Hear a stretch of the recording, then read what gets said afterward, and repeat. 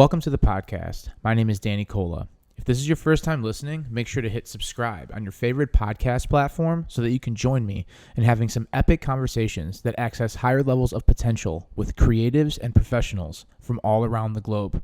Thank you so much for tuning in. Today's guest is Shane Heins. He is the Director of Fitness Education at the On It Gym in Austin, Texas. And I've been very fortunate enough to take a couple of workshops at the On It Academy, the On It Gym, where I got to learn from some of the high-level coaches there, like Shane, Eric Leha, Leo Savage, and it's just high-level information with unconventional fitness tools that changed my understanding about health and wellness, performance, longevity, and this was a very fun conversation. It's always an amazing time talking with somebody like Shane, who understands not only the physical components of exercise, but ties in so many emotional, mental, spiritual connections when it comes to health and wellness. And today's podcast, we talked all about that, and it was very interesting. We talked about the future of the fitness industry, where it's headed, where it's going, what people are needing from trainers and fitness education in general, what people might need when it comes to a proper program. We dive into a lot of interesting things.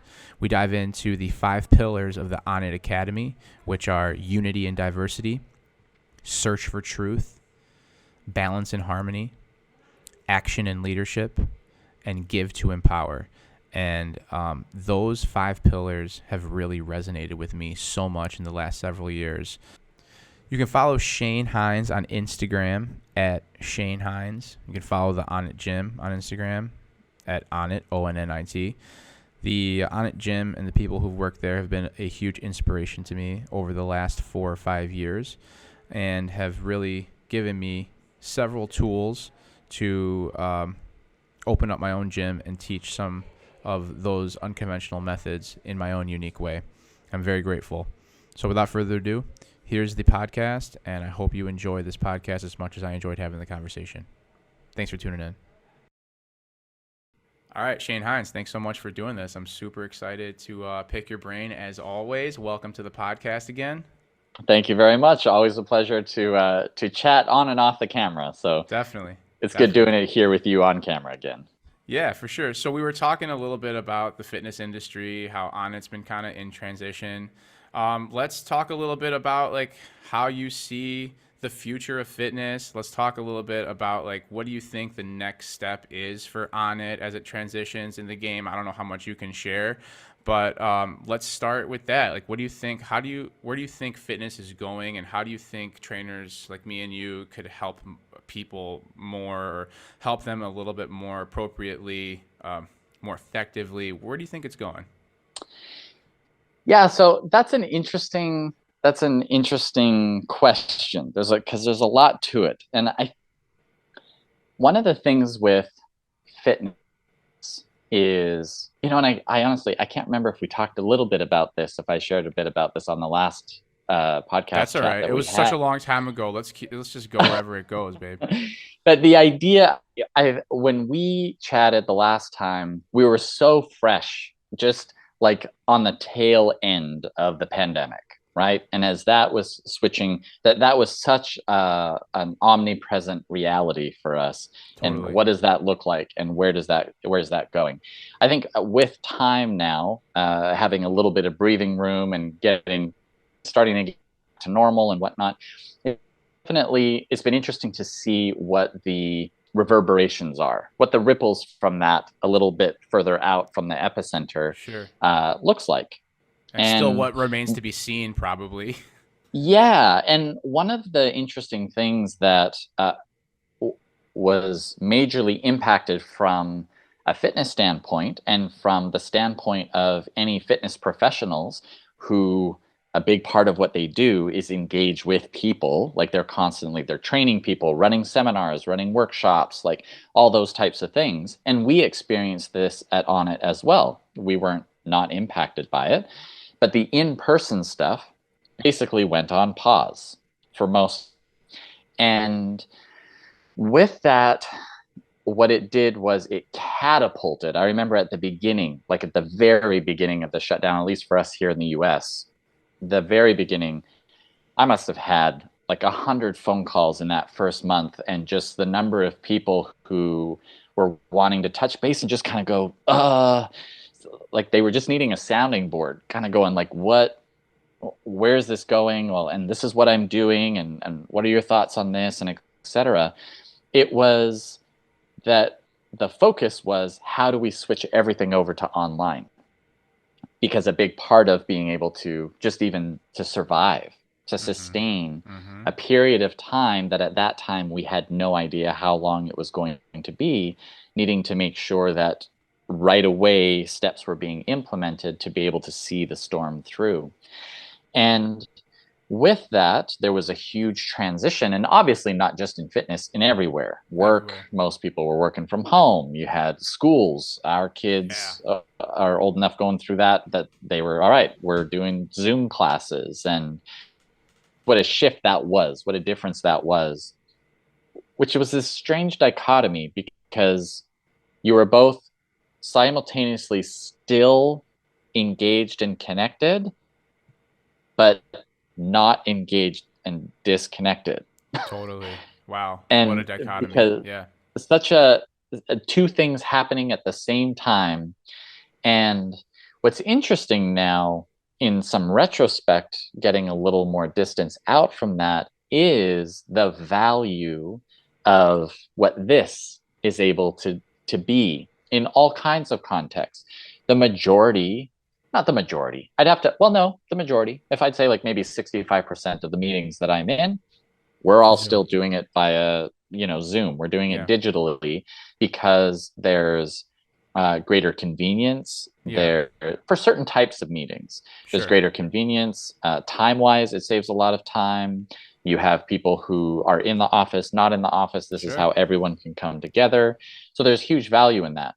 But what we had to do, and I feel the whole world ended up having to do, was, because it was not the norm in how we operated, we actually had to train how to do this effectively.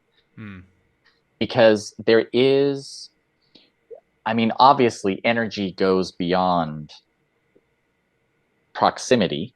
There are so many studies out there and things that have shown that the impact on something within proximity to something way far away can still be triggered despite distance, right? And so because of that, we can still have an energetic connection.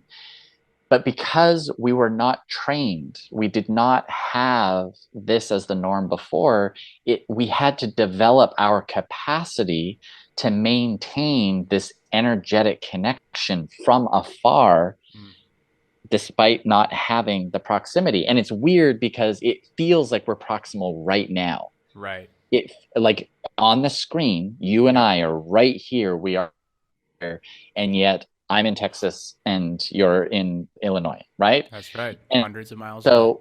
yeah. And so what does that look like and how does that feel? What was interesting is that a lot of things that we as human beings learn, that develop throughout history, we learn as a function of learning through the experience of the adults. So the adults have been through these experiences, the parents have been through these experiences, and that information, the understanding, all of those things, the knowledge of it gets transmitted, whether it's directly in an intellectual way or just experientially, how you go through and navigate these things. So kids learn those things along the way until there is an event like this. And we've had historical events that shake up the world or shake up a mass region to the degree that everybody is learning for the first time together. And I know that this is going to be, like, I'm not in any rush to get there, but I cannot wait to have conversations with my kids and with other people who were youth and children during this time, when they're in their 30s and 40s. when they're at a time in their life where they're starting to really process things on a different level Mm-hmm. and just going deeper and having context of being, Sure. approximately halfway through their life, that with that, like, what are the reflections going to be about what that meant? And this is aside from studies and all the different things that will be done very consciously to ask people along the way, the scientists, the social scientists that go about trying to do that, but just having conversations with people as they get, into that middle age, a place where they have had enough life experience that they can put events into context. That's going to be, this is a little side tangent, but like That's I all right. I can't wait for that period of time. Uh, Interesting. so, because it's going to be interesting. So, that being said, we all went through this together. We all went through this together. So, we were all learning brand new. And so, there was no way for kids to learn through transmission or experience. We were also just going through this. And it was really noticeable. And so, we needed to go through a period of intensive training to develop our capacity for this. And actually, as we're talking about it, is becoming more and more solid for me that I think that's what we were training our capacity for, was to be able to maintain the degree of Sure. energetic connection that we normally have in proximity from afar. That this is what we're training, because as human beings, we have the capacity for it. And so, from a fitness standpoint, that was really a big element. There were many fitness professionals who had always, not always, but going online is daunting. And I've been around in the fitness industry for going on like almost 18 years now, and professionally. And this this transition of going online, I started back in the late 2000s.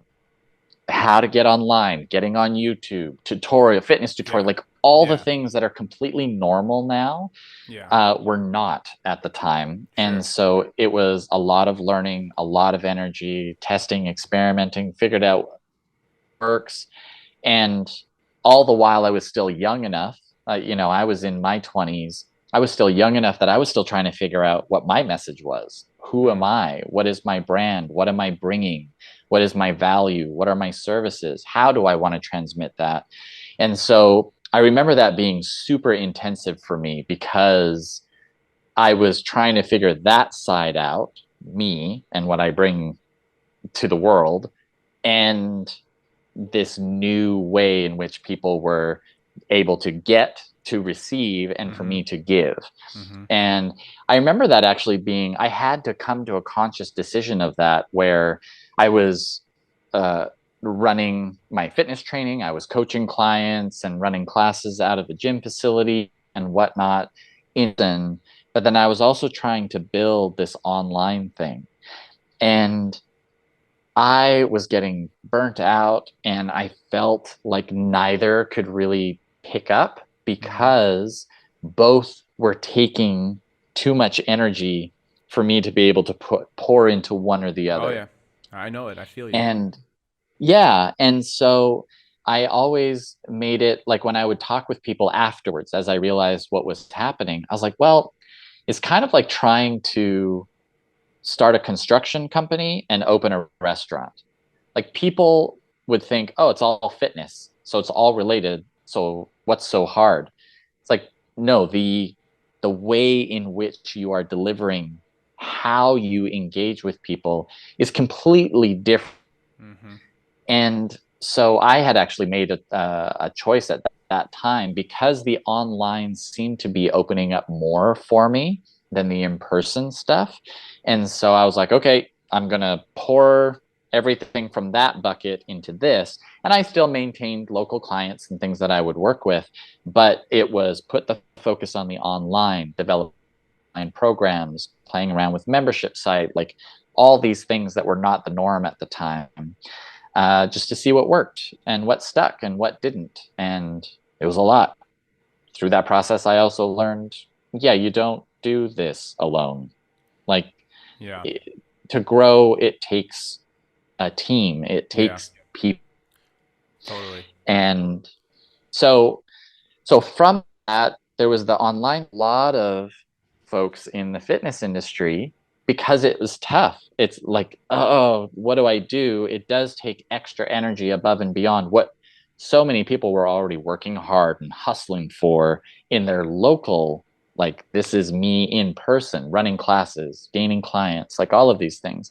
And I mean, I know you understand that in a Mm-hmm. massive degree because you run your own space, you Yeah. own your own space. And my hat is 100% off to anybody that can do that. That is not easy. Uh, I'd looked at it in the early years and I was like, oh, I don't know. That feels, that's a big, that's a big commitment. It is. It's so fun. It's really interesting. So, like in the future, then I guess, would you say there's a combination of the two, the in person and the online, or would you feel like it's more appropriate to go all in on one or the other? I guess that might be a subjective depending on the person, right? Yeah, subjective depending on the person. But what really came out of the pandemic was that it forced everyone who wasn't already doing something online, I have to get online. Got to do it. That could be as simple as running a Zoom class. Like, Sure. how do I organize this and get links so that people can pay their class fees, and Yeah. then I just run classes from my living room. And we have so many platforms now that Yeah. do that, Yes. and that, like, there's no lack of choice in terms of what platform you might, go on and use as Yeah. your way of doing that. And so, but what happened was when it went all online, it was very clear that in person, interpersonal connection was really, really missed. Everybody, for all the stress that we have and being in traffic and all the noise, like, Mm. I need to shut it out and Yeah. have some quiet time. As soon as the world shut down, it was like, oh, wow, I need people. Like, I need Yes. to feel connected. And so to me, it was very clear that no, it would be a hybrid.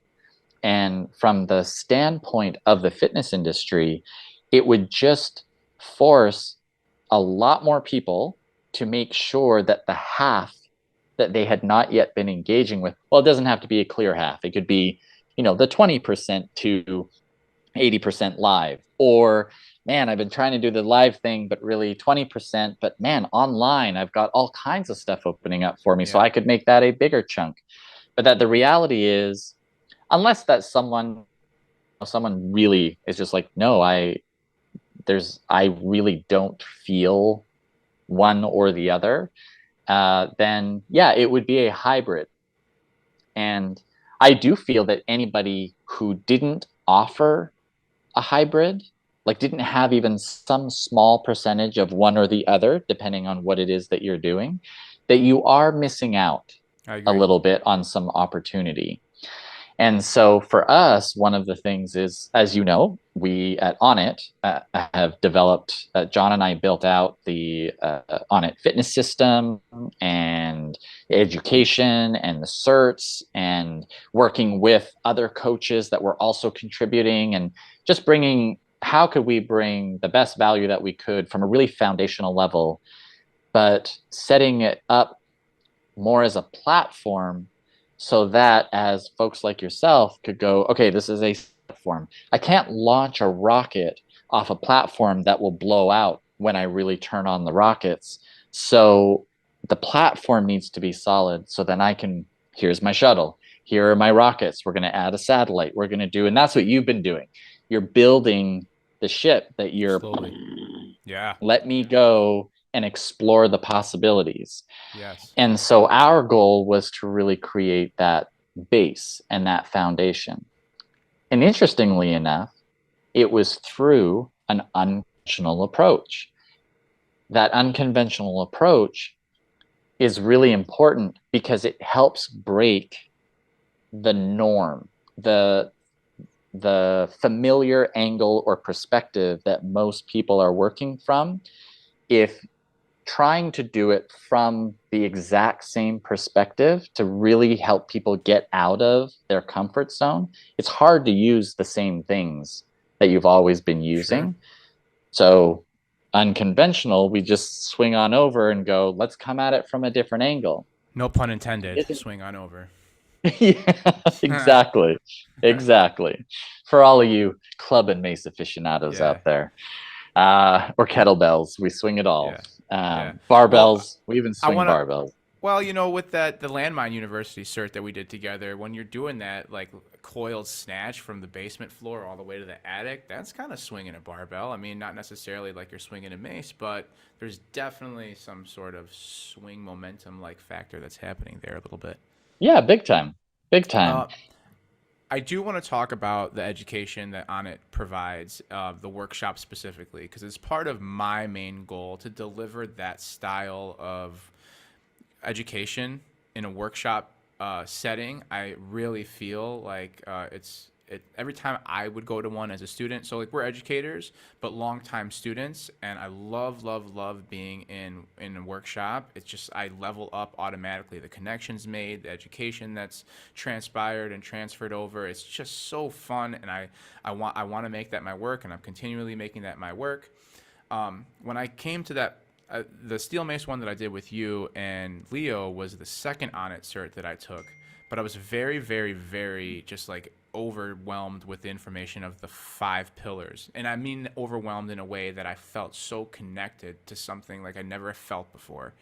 And I want to get a little bit more understanding where those pillars came from and how you guys organized them, and why did you guys come up with those 5 that made your foundation so solid? All right.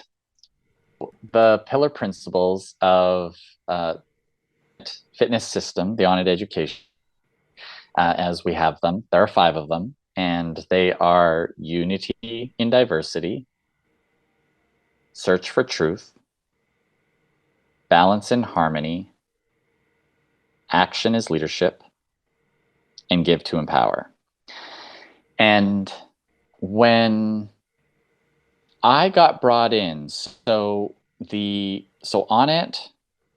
it this history of jumping into all kinds of interesting things, and a lot of that is really driven by its founder, Aubrey Marcus, and he just has this a vision for what could be, and also has personal interest that he sees things of value and creating opportunities for. That was one of the things that I think is one of his greatest strengths, is he creates a space to bring together people and practices and methods and perspectives for it to live together and everyone to be able to like talk and co-create.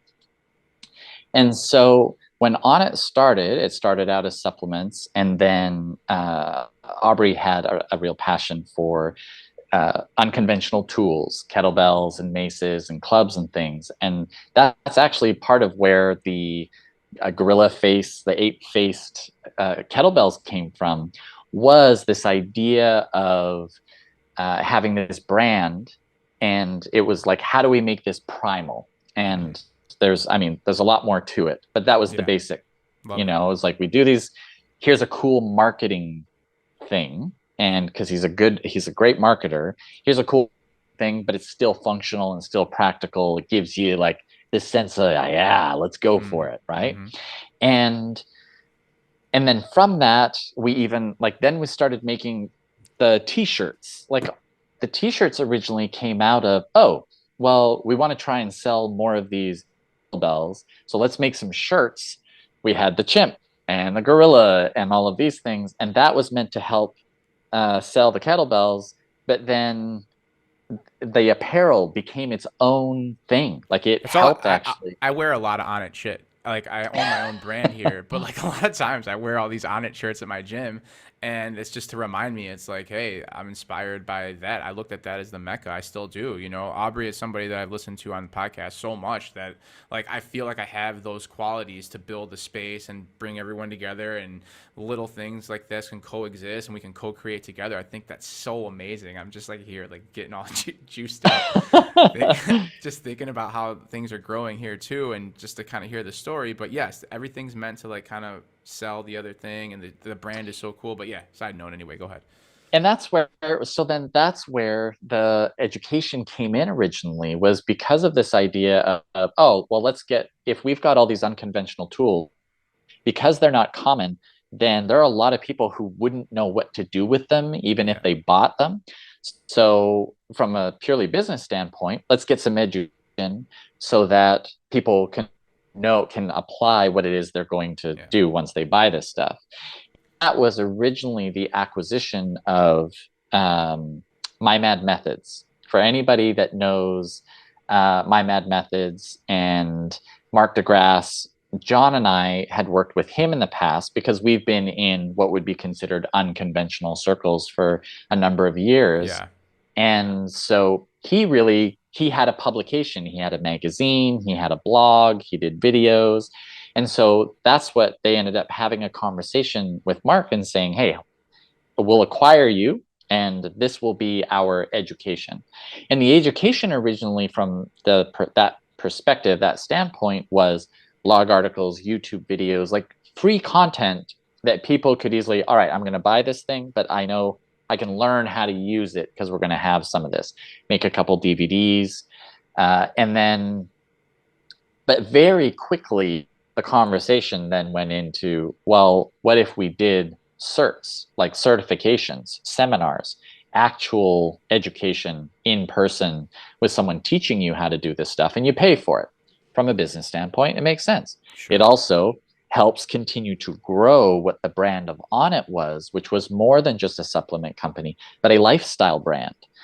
And so Mark ended up saying, well, I know a guy who does and teaches all of this stuff because he had produced one of John's DVDs, a DVD they did together around kettlebell flow way back in the day. And EKG, Evolution Kettlebell Groundwork. It's great, Awesome. I'll have to awesome get that. material. Yeah. Awesome. EKG. And so from that, they, uh, he was saying we could bring him in and start building some education. And the scope that they were wanting to go to, John was like, yeah, I would need some help. And they're like, okay, who would you bring in to do this? And he's like, well, there's just one person that I would try to us to be able to build what it is that we're speaking to building. And that was me. John and I had known each other for like 7 years by that point already. And we'd already been working together. I was up in Canada, he was down in the US, and we would travel back and forth to each other's spaces and run seminars and support each other. We were on the education committee of another organization that we were a part of with previously. And so there was a lot of, this has been something we've been talking about and building towards for a long time. It was funny because when he was on his way to Onnit, it was basically, I always like to tell the story this way. He was basically driving across the country from California, gets on the phone, moving his family, gets on the phone and says, so we've got this thing in Austin, Texas with Onnit. When are you getting down here? Because we got work to do. And that was basically the phone call. And then it took a number of months because I had a border that I had to find my way across in the right way. So Sure. so it took a bit, but what happened was they had initially started with they had built out the initial iteration of foundations, which was level 1. And it was just called like Onnit level 1. And the idea was that there would be level 1s and level 2s, and that what you know as the specialty certs would have been like level 2s and things. Yeah. In the end, it was when I got there, we started like just ideating, drawing on the board, figuring out. In the end, we transitioned level 1 into what is now foundations. And we did the skeleton of foundations is still the skeleton. It was still the main idea of what we present, but how we present and the way in which we did it and the depth to what we added to it, it really became a completely different version of itself, an evolved version of itself. And that was foundations. And in the meantime, the specialties, there was a direct request.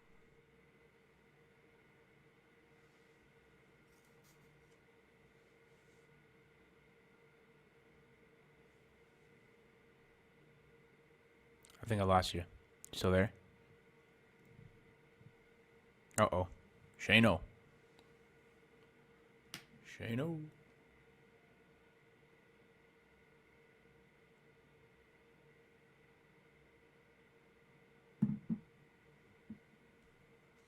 Connection issue. Shane? Shane?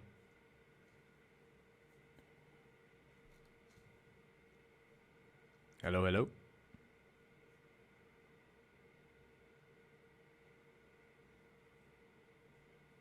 He'll come back in. Lost him. We'll come back in.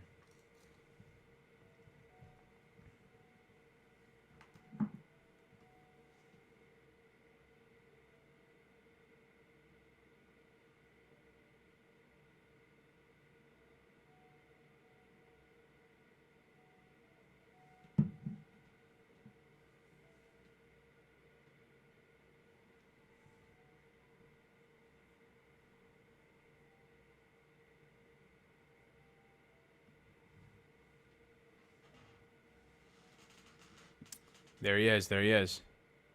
Oh, there we go. Yeah, I think what, internet malfunction? All good? Maybe. I wasn't sure whose end that was from because everything. I didn't cancel on my end at all. I think you guys, or I saw just a frozen screen. So I thought Oh maybe you got no. kicked Okay. off. All right. Yeah, I'm on. My connection says it was fine. Yeah, that's all right. No That's big deal. weird. All right. Quick malfunction. But we're talking about you and John getting into Austin. You guys got the skeleton of everything. You got the Yeah, foundations the course. Go ahead. skeleton, foundations, evolution, but there was a direct request of, don't make level one a requirement to get to the other courses, which were our specific courses, like a whole weekend course specifically for steel clubs, a whole weekend course specifically for kettlebells, etc. And so that was interesting because, yeah, I think that's what I was talking about was I'm a little more linear in that where I'm like, well, you'll get more if you go this and then get that. Yeah. But what it did was it created a really interesting challenge for me. And the challenge was to make all of these different certifications not seem disconnected. Because it would have been easy to go, okay, here's our foundations course, here's our kettlebell, here's our battle ropes course, our steel mace, like all these different courses. They could have easily felt like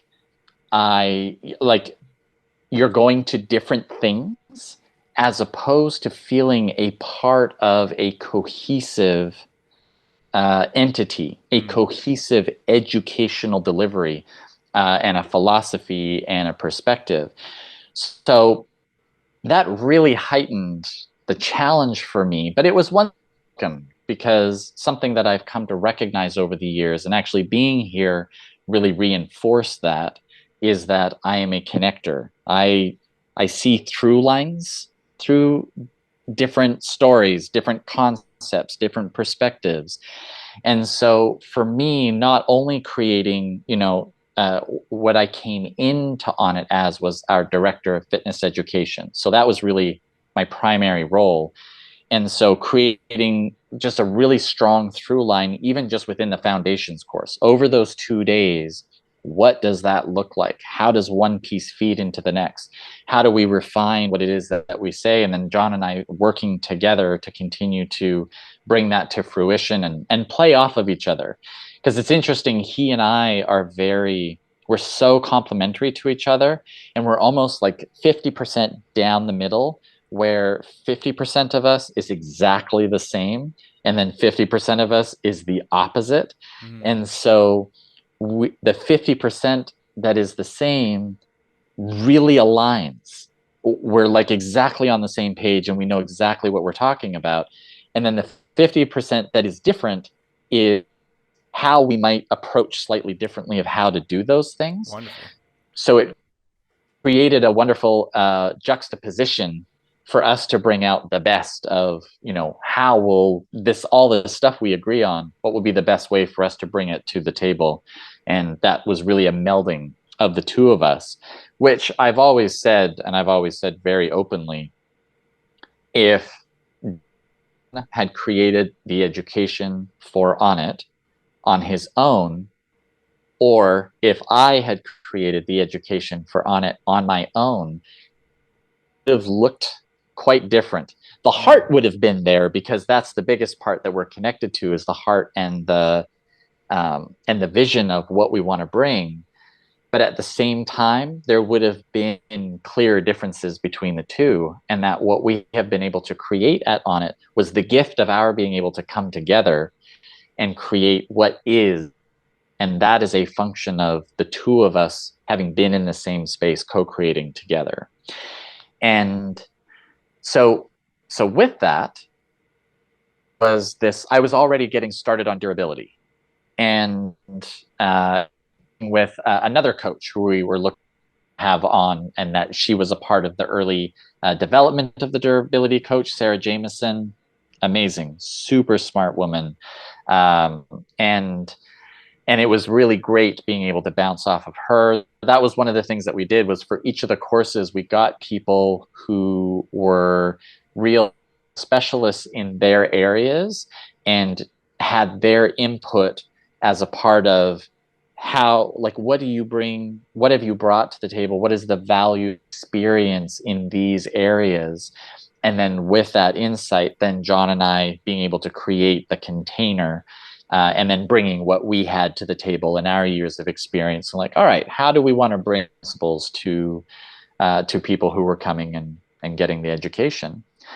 So foundations, we were doing an overhaul. When I came in a few months later, we did an overhaul of level 1. It became foundations. And what was really important for me, durability was in the start, and then not long after it was 1 month after the other. Kettlebell, steel mace, steel clubs. Steel clubs, I sat down because we had so much going on. I literally sat down in my closet and I closed the door, and I just spent 2 days like, and we'll do this and we'll do this. And that was the 2 days before we had to teach it. and then we went and we taught the first one, and John was there for that as well. We taught it together, and yeah, it was great. Definitely used refinement though, because for sure. I thought I was already pressing, like I thought I was already getting rid of a lot of superfluous stuff. I'm like, all right, we're going to make this focus. It'll be really like step by step.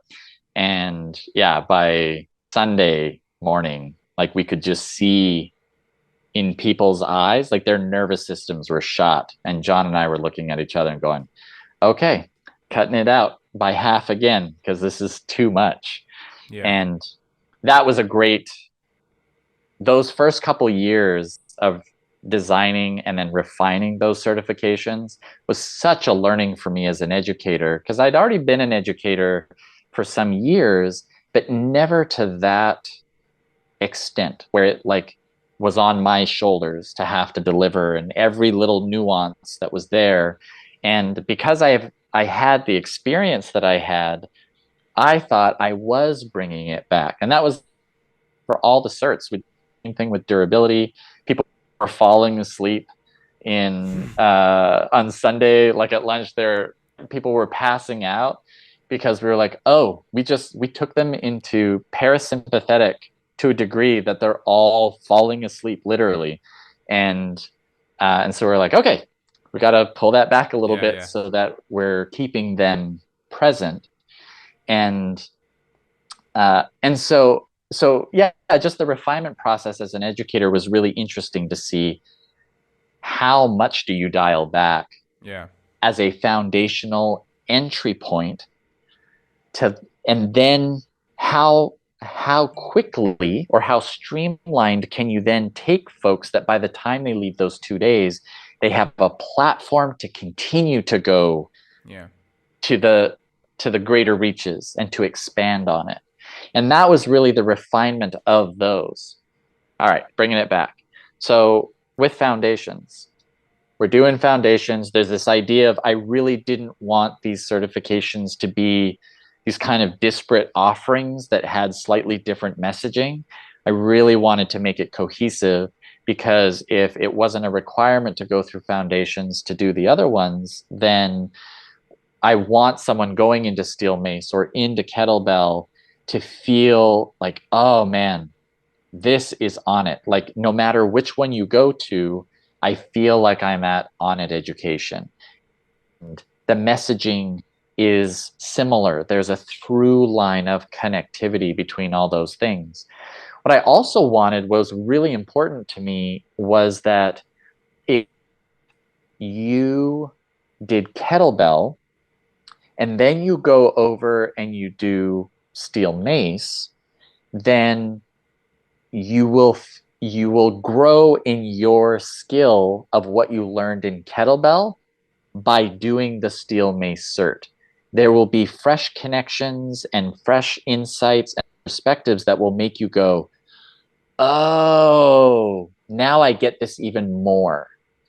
And that was important as well, because as you've experienced, like foundations, we go through foundations and we go through 7 different modalities over the course of 2 days. It's a lot. Wow. But what we're teaching is the frame. And then we test that framework and we apply it through the scope of each of those modalities. And the thing is that was so interesting, though, is that the minute we would change modality, everything we just spent hours reinforcing on the framework out the window. It would just like disappear, and people would be like, oh, this is all new. And we're like, no, no, no. It's the exact same framework. We're just putting a new modality in your hand, which, yes, does create a different stimulus. So now your goal over the course of these 2 days is to be able to hold center. We talk about center, we talk about the spine. It is up to you to hold you and center despite the varying stimulus that you may receive from the force that is loaded by these different tools, which changes from tool to tool. That's a foundation that you can build on, because now it's not just about the tools that we taught people within those days, like over those couple days. Now they have a framework and an understanding of center, i.e. themselves, and how to adjust to the varying forces and stimulus, that now they can go to apply it to anything. It doesn't Just like in matter. life. 100%. That's what it needed to be. Yeah. So in this whole scope, and I go into that because this was what was in my head at the beginning. All right, Holy cow. we're going to involve foundations and we're building out all these other certifications. From the beginning, how do we create this interconnectivity? How do we create this cohesiveness? How do we create a greater degree of value for anyone doing any certification, no matter where they started, and to feel connected to what that education was, and to on it, and as a brand, and what we represent culturally as well. And so I sat down and I was like, I need to write out that we've got to have some kind of like, what is our, not just like vision, mission, but what are the principles of this system? What are the principles that are going to tie these together? And I really honestly, one of the first things that came to mind was I could have easily just gone, oh, well, I want it to be this, this, this, this, and this. But it's because that's what I believe in, and that's what I want it to be. I was really intentional about, I'm obviously going to bring what I believe in, but at the same time, I wanted it to represent more than just me. I wanted it to be representative of John. I wanted it to be representative of on it. I wanted it to be representative of what it is we were trying to bring, what it is that we were trying to create. So the pillar principles of the on it education system were me sitting with this vision of interconnectivity and cohesiveness through all the education, creating a solid anchor that was the through line, like maybe not even anchor. This is like the compass. The principles are the compass that then, no matter where we go, the compass is there to help guide along the way. And one of my, like, one of the greatest, I have, when others who have taken our education go, oh, you know what? I am I want to create my own principles as well. This was so powerful that I wanted to create my own principles. And when they're like, but I'm having a hard time coming up with my own principles, these are the principles that really resonate with me. Uh-huh. And I've always been, I know of some of the folks who have been through our education who have gone and done versions of it, and have been like so genuine and so kind to communicate and go, I'm not trying to steal anything. I was like, no, because the whole purpose of the principles was to share it, to Right. act as a compass point. And Right. so once we have shared it with everybody, it's yours. Like, and it's yours to, and some folks will really resonate with unity and diversity. Some folks will really resonate with balance and harmony and so on. And then they'll resonate with different ones at different times in their life, in their business, in their fitness practice, their personal practice, because of where they're at in life. And they're kind of going, oh, this one has been really forefront for me, but now, this is good, but now this one's coming up, and just toggling back and forth between those.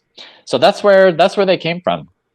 Wonderful. I mean, like all five of those hit me so hard that day that I want to say Great Spirit came through me, and I've never passed out or lost consciousness in my life ever, not one time. I don't know what that felt. I didn't know what that felt like. I'm sure it was scary as hell for someone like you and Leo to see somebody just pass out right there. But it was so strong, just like, and you said it like you said it was like a compass, and then something just kind of drives through you. It's an anchor point. I thought that was also a good analogy too. But I had been going through my own spiritual awakening at the time, transitioning through jobs and how I was going to best deliver education through my vessel and what I was about too. I was 30 years old, 31 years old, looking to build my own thing and leave the teaching industry as a high school teacher. And those five principles kind of got me to a point where I've never experienced oneness like that before. And I want to go back to that day where I'm like in that spine wave. I was telling my clients about this today, how I just kind of passed out, and like it was just very, very overwhelming with emotion and feeling, and really excited to keep on learning. But like if something like that happens in a class like yours, like what goes through your mind? Like what the fuck? That's pretty much what went through my mind, Yeah. because we hadn't had that. I've never had that happen before. Yeah. And what was interesting was, I think, there's, depending um,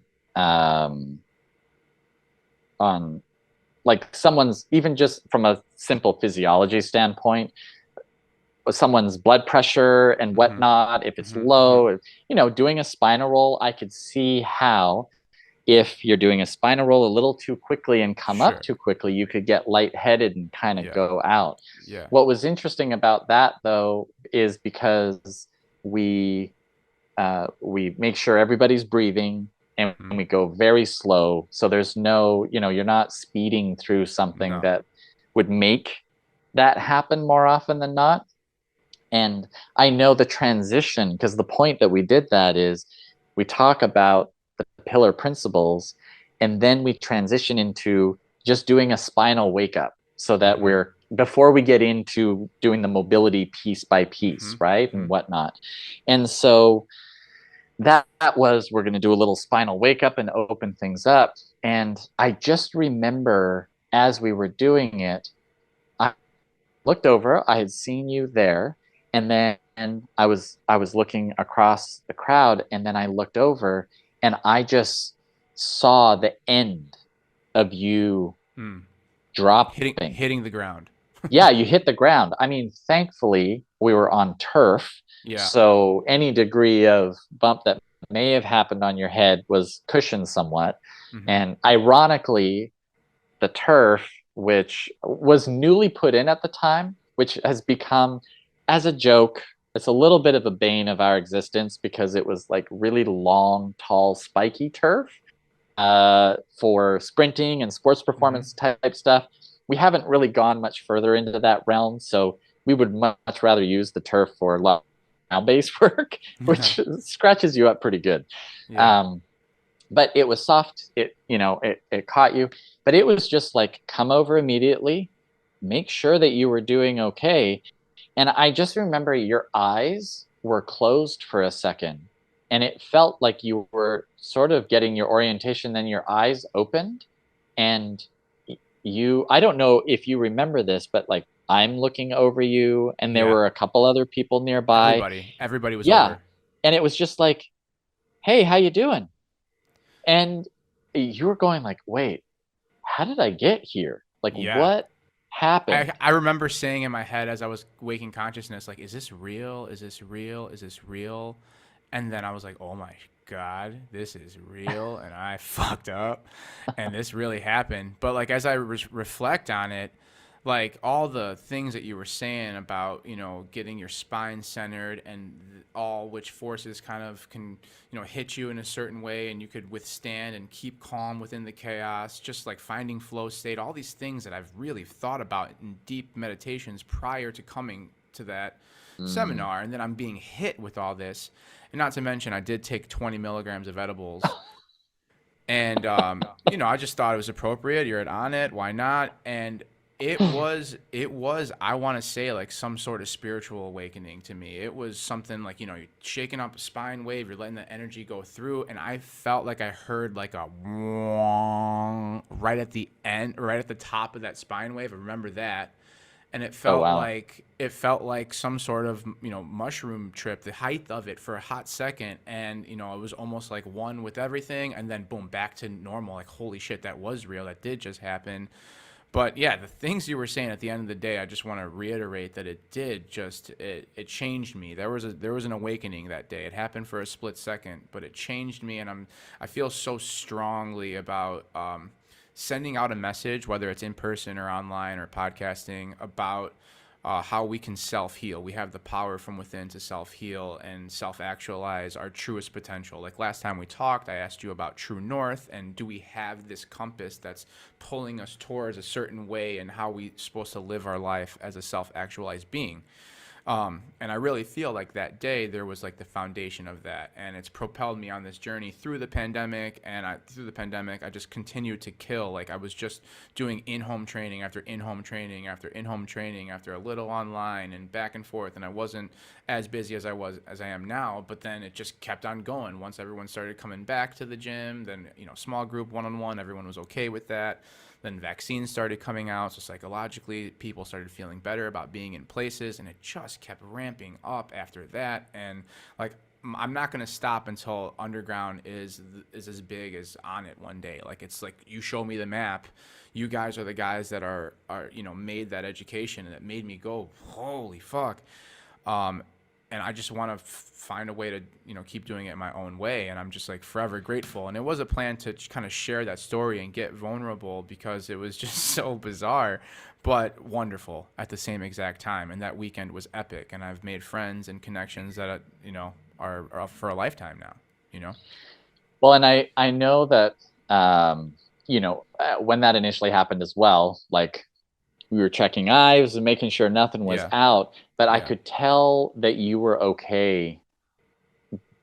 Is like we talked couple minutes, and Yeah. then we sort of waited to make sure that you were back, you had a seat, and then you kept going. And then I was touching base with you throughout the day just to make sure that nothing, Seriously untoward had happened, happened. concussion Yeah. wise, right? Yeah. Yeah, but no, like you were so present and so with it, and you bounced back from that to a degree that I was just watching you just like all Yeah. weekend long with the movement, with the mace, like you were there. And it's interesting that it happened during the mace certification because the mace certification is one of the ones that is a lot of right left brain, like Mm-hmm. you're crossing signals constantly, and if you're not used to that, it can be quite an ordeal to get through it, which again,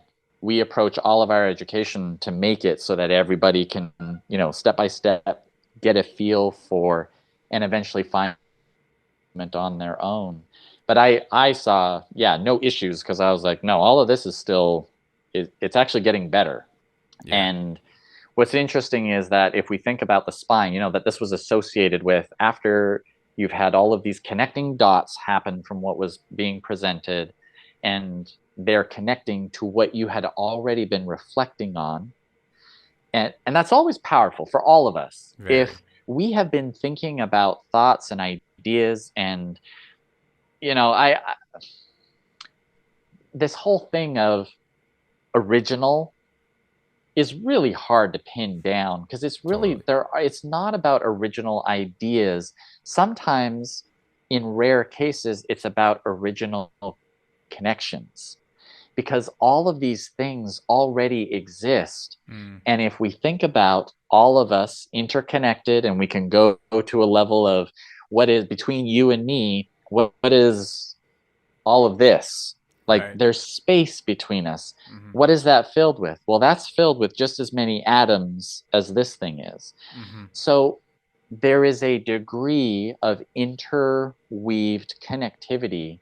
And if we have a physical self that is a physical manifestation of a spiritual self, a part of our entire being, our entity, whatever that is, I think we're all still discovering that for ourselves. But having more and more interesting conversations around the idea of what that could be. And but if we have that, then there's our physical self and our spiritual self, then the atoms and the stuff in between.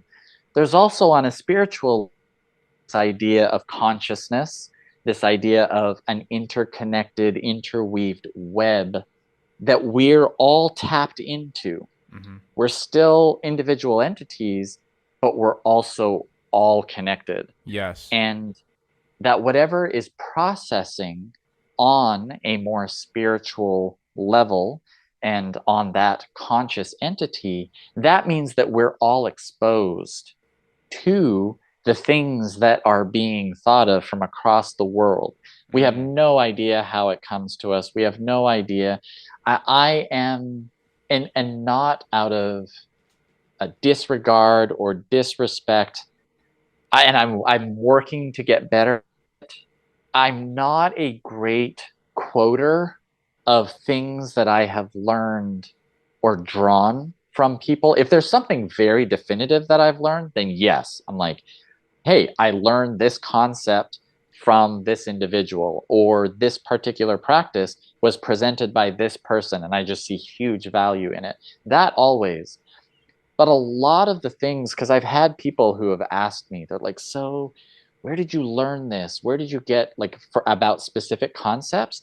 And for me, I'm like, I can't pinpoint it because it it came from a combination of something that a big wave surfer said about how he approaches dropping into a massive wave.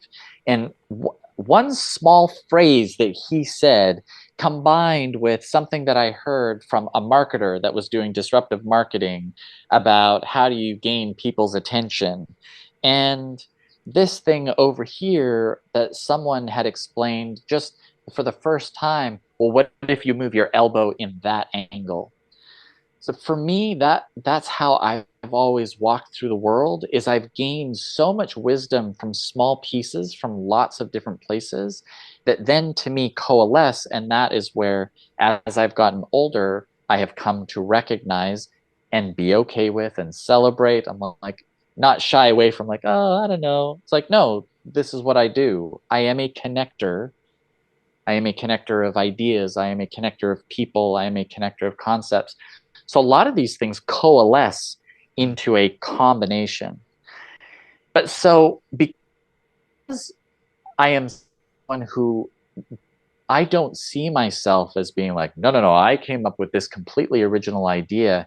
Even if I can't back to a particular, say, like a particular concept of how I approach things, was not something I learned from any one particular person, but was a combination of 10 different ideas and Yeah. principles that I'd seen all over the place that coalesce for me in a way that it's like, oh, this makes sense. This is how and as I communicate it to people, I see it clicking for them.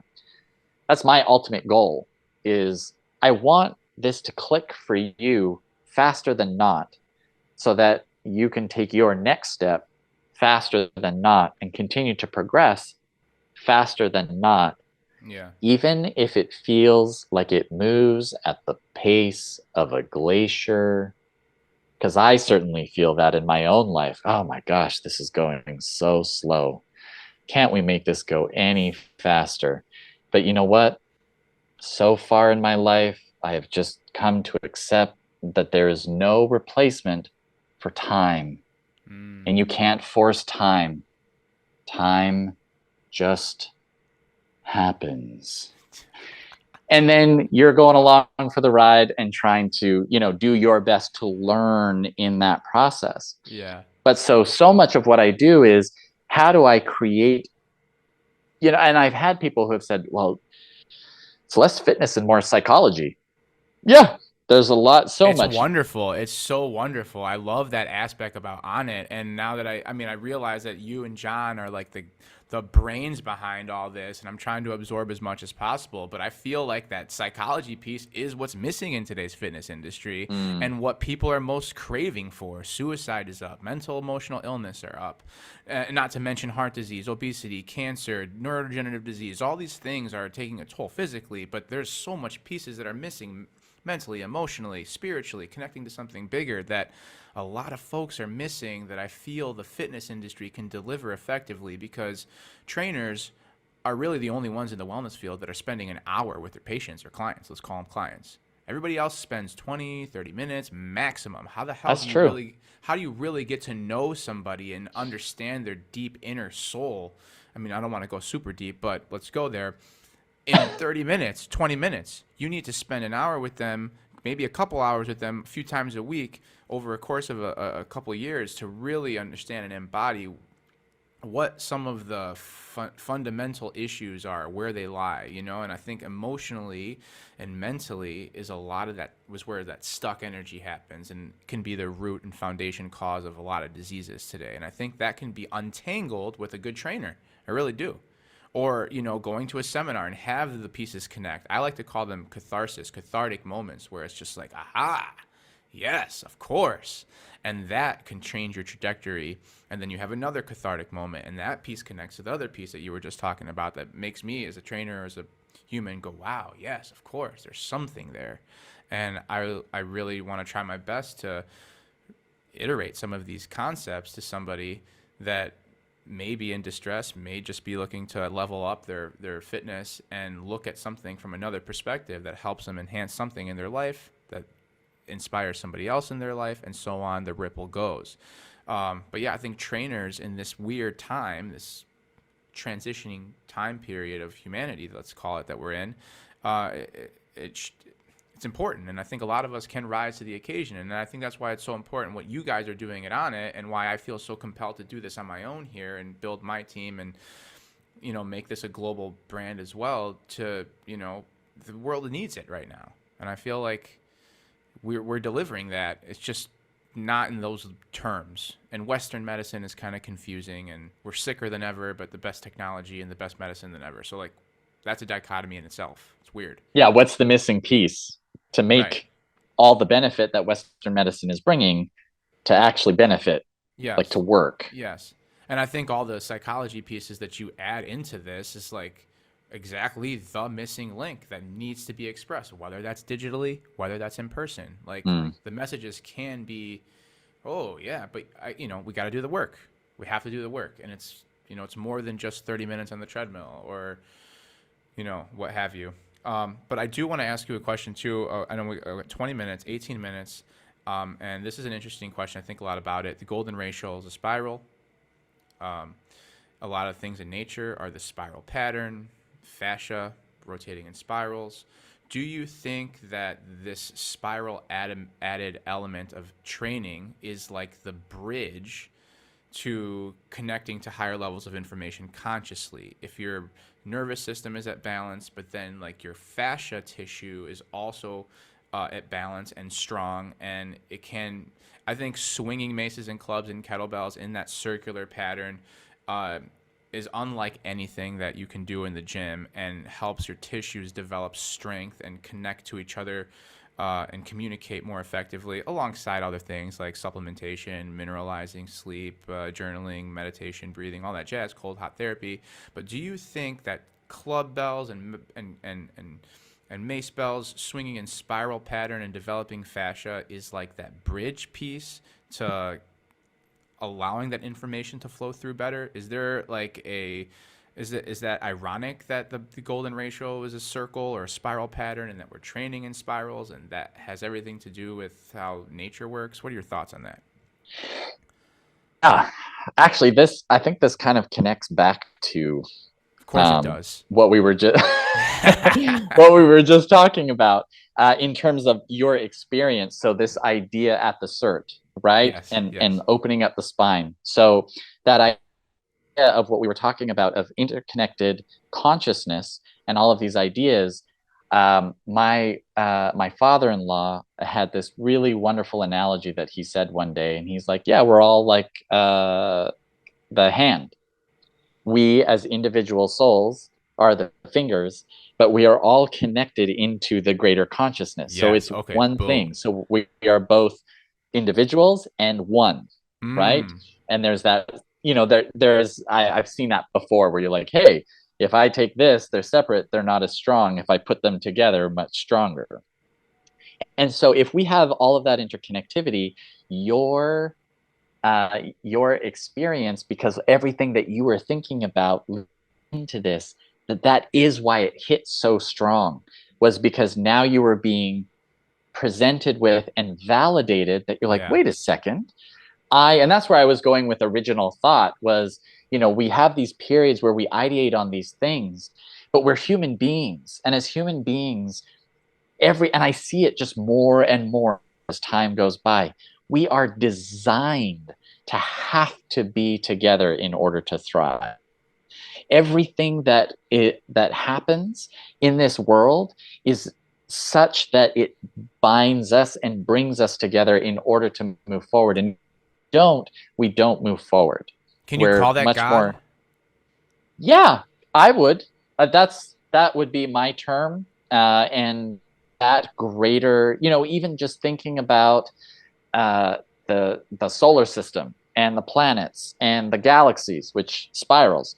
And Yes. if we think about, all of those things, there's a force that interconnects all of us, and yet there is also this distinct individual component, which, for us to think on those massive, massive terms as human society, I don't believe we've evolved yet to the stage. We're just still growing, Yeah. but we haven't evolved yet to the stage where we can hold that in our head as a sense of just what reality is, that we are an interconnected piece of so much bigger.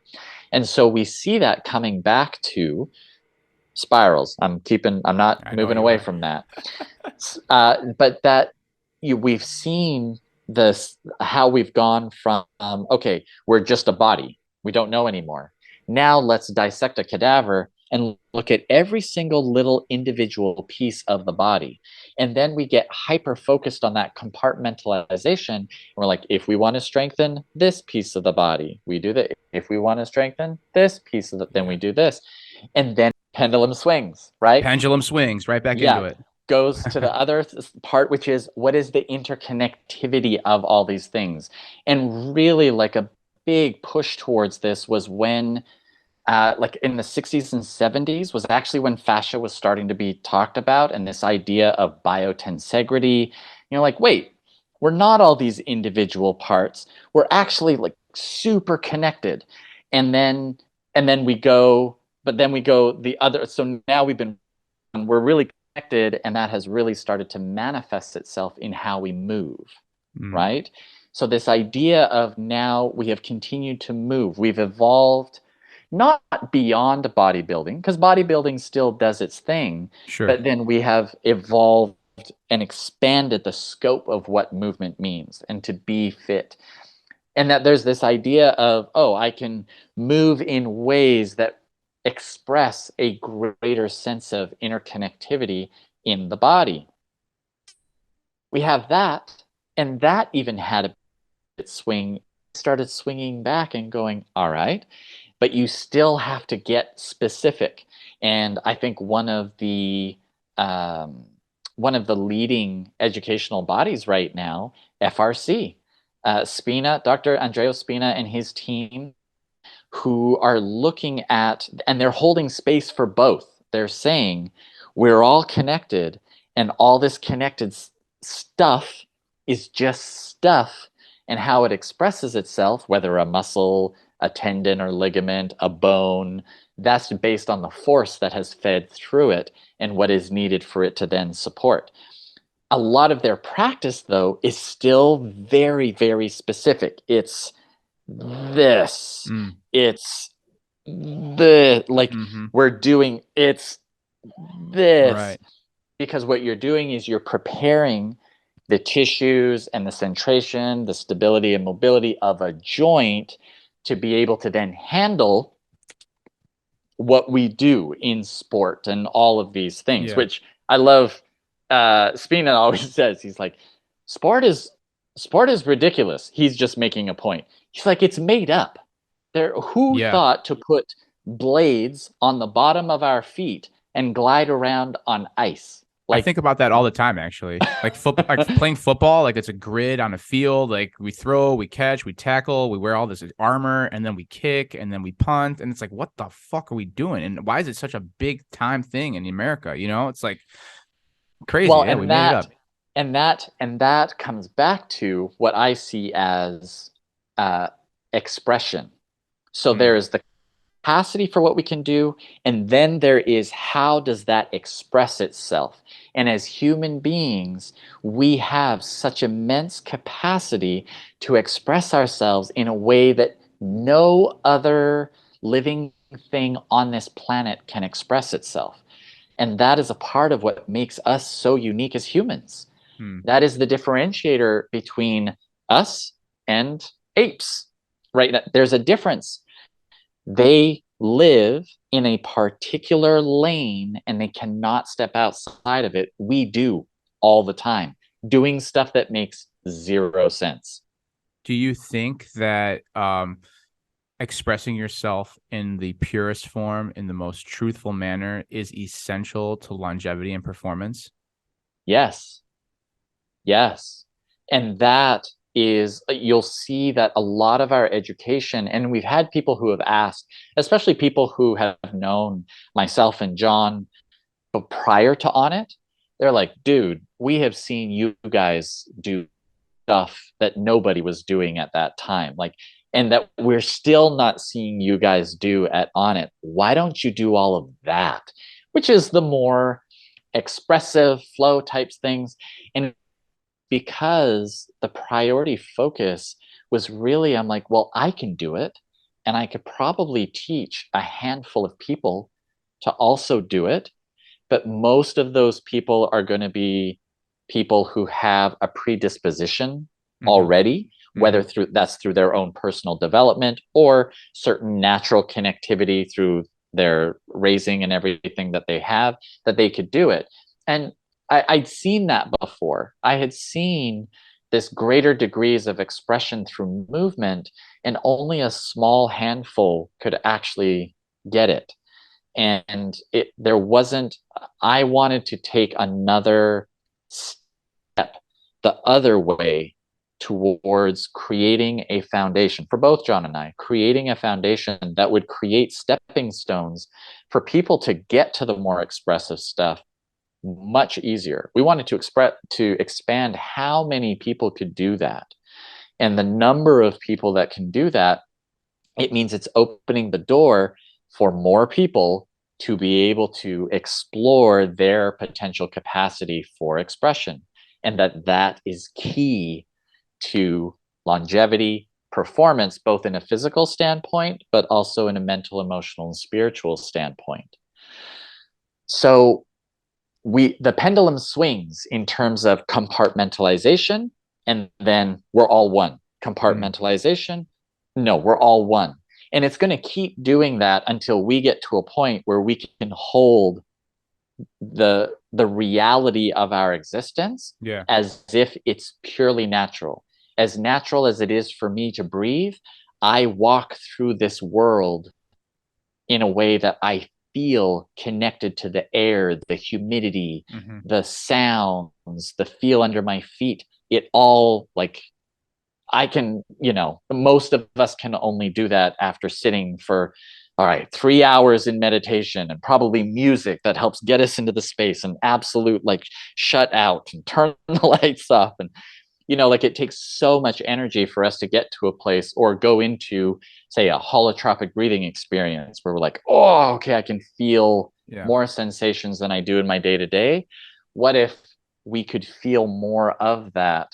And I think that's down the road. But so we have to compartmentalize things, and then we see the connection of things. Yeah. So all of that to say, a lot of how we move is relatively linear, because that's a lot of what visually we see, or perspectively we think we move. Yeah. And you heard us talk about, even if you're moving straight ahead, there's still rotation happening.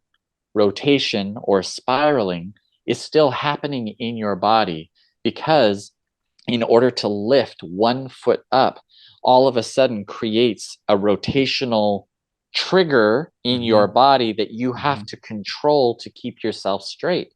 So these things that we do, okay, I'm going to do a bicep curl. This is a linear movement, except that if I look at it from this side, my elbow is rotating around a pivot point. So it's just your perspective of what is rotation. And I'm bringing the term rotation into the conversation of spiraling. Right. Because yes, I do believe spiral and rotation is closer to the heart of what our reality is. And that whenever I talk about the areas we don't see, like, I often look at more linear straight movement, whether it's forward and back, even though let's take the whole idea that there's rotation all the time everywhere. It's just like, I move straight forward and back, I move side to side, I move up and down.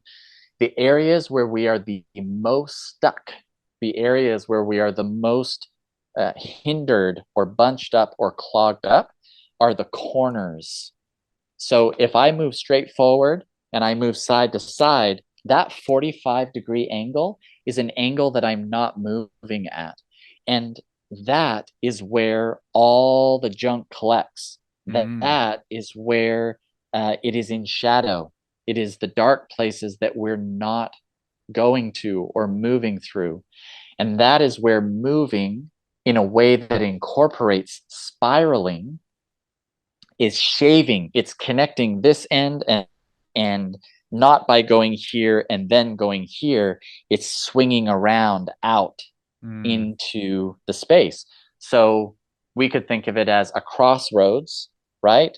and you have your road, and you have your road. And then on the corners of the crossroads, this patch has a mountain. This patch has an ocean. This patch has a forest. These are crossroads. And because we move these paths over and over and over again, it becomes a path. But from here to move from here to here, we have the capacity to walk through the forest. We have the capacity to swim through the ocean, to climb over the mountain. And what are the new things that we discover by allowing ourselves to move through that greater range? That's a super metaphorical example, but it's this concept of this idea of spiraling, and spiral movement takes us through ranges we don't normally move in. And as a result, expands our capacity to move in greater ranges and degrees with strength and stability, not simply a function of mobility, like flexibility that I can get to that end range, but I can't control it. Yeah. Yeah. And so training with these various tools, or even with a barbell, in such a way that encourages this rotational expression, physiologically, there's more and more showing that we're designed. We actually spring in that way. Our tissues load up with potential kinetic energy and get released with that kinetic energy through spiraling motion. But this idea of spiral is to turn. If we think of, even just visually with our eyes, visual like animal, right? Like so much of what we do is visual. If we think of spiraling, right, changes the angle at which we see something. So I'm looking at you different when I'm here, and then I come back out. But the same can go as if I go back here, even though I'm tilted sideways, I'm looking at you from a different angle and from further away. And that is the spiraling through. So it changes how we see things, how we feel things. On another level, there's also the energy that's going through our bodies. And this is something that traditional Chinese medicine and practices, Qigong, Tai Chi, they've understood for thousands of years consciously, where so many of the practices are, well, I'm going to develop energy within my system. Cool. But if your body is cinched up or blocked or tight, then that energy actually doesn't flow very efficiently.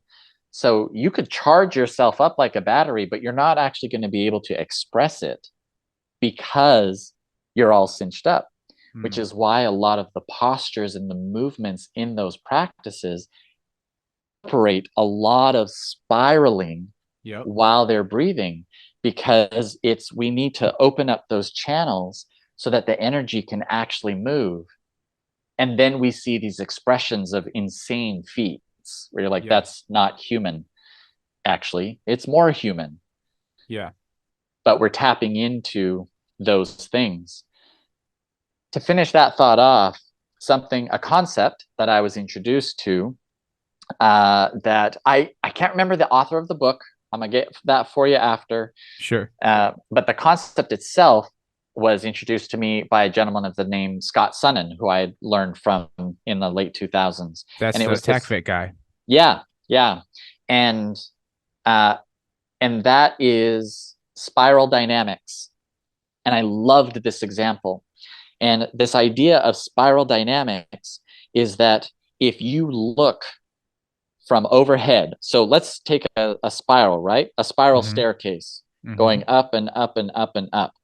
If you look from the side, you see yourself, you're like, yep, they're walking up and they're going and they're growing and all these things. But if you look from overhead, it just looks like a circle.